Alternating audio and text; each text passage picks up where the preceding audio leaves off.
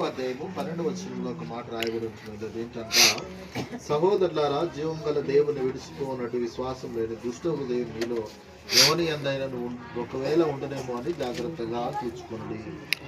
ఈ రోజున దేవుని వాక్యం ఏంటంటే, ఒకవేళ దుష్ట హృదయం మీలో ఉంటే జాగ్రత్తగా చూసుకోమని దేవుని వాక్యం సెలవిస్తుంది.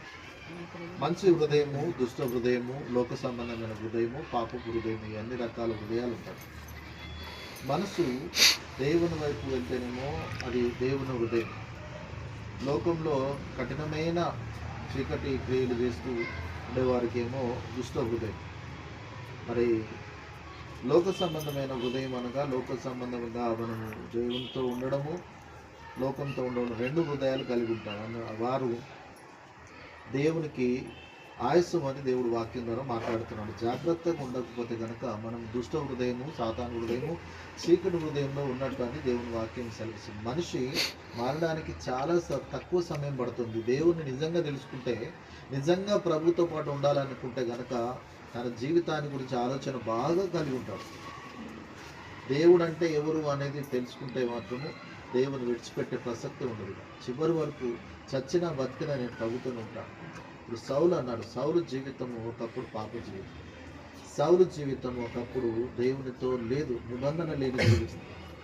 కనుక ప్రభువుని ఎప్పుడైతే తెలుసుకున్నాడో, దమస్కు మార్గంలో వెళ్తున్నప్పుడు మరి యేసు ప్రభుల వారు ఆయన కనపడ్డారు. కనుక ఆయన కనపడగానే వెంటనే ఆయన కన్నులు గుడ్డి కన్నులుగా మార్చబడ్డాయి. దమస్కు మార్గంలో వెళ్తూ ఉన్నప్పుడు ఎందుకు వెళ్తూ ఉన్నాడంటే, దమస్కు మార్గంలో ఆయన యేసు ప్రభు పేరు చెప్పిన వారిని చంపడానికి వెళ్తున్నాడు. యేసు ప్రభు నామంలో దేవుని వాక్యం ప్రకటించే వారిని చంపడానికి వెళ్తున్నాడు. కానీ దేవుడు చూసినంత వరకు చూశాడు. వెంటనే ఏం చేశాడంటే, తను కనపడ్డాడు. వెంటనే అక్కడ కనపడి, దమస్కు మార్గంలో కనపడి సౌలు యొక్క మరి పాత హృదయాన్ని మార్చడానికి తన కళ్ళు గుడ్డి కన్నుగా చేశాడు.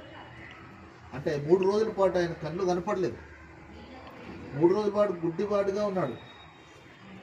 అప్పుడు దేవుడు చెప్పాడు, అననీయ దగ్గరికి వెళ్ళు అంటే, అననీయ దగ్గరికి వెళ్ళినప్పుడు అననీయ చేతుల నుంచి ప్రార్థన చేసినప్పుడు దేవుని అభిషేకం ద్వారా అననీయ అంటాడు దేవునితో, దేవా, ఇంత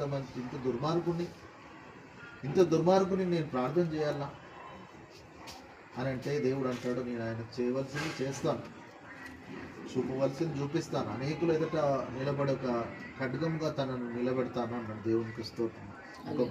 ఒక బలమైన పాత్రగా తనను మార్చబోతున్నాను అని చెప్పినప్పుడు దేవునికి స్తోత్రం చెప్పి అననీయ ఆయన మీద చేతి నుంచి ప్రార్థన చేస్తాడు. వెంటనే ఆయన 3 రోజుల తర్వాత కన్నులు తెరవబడతాయి.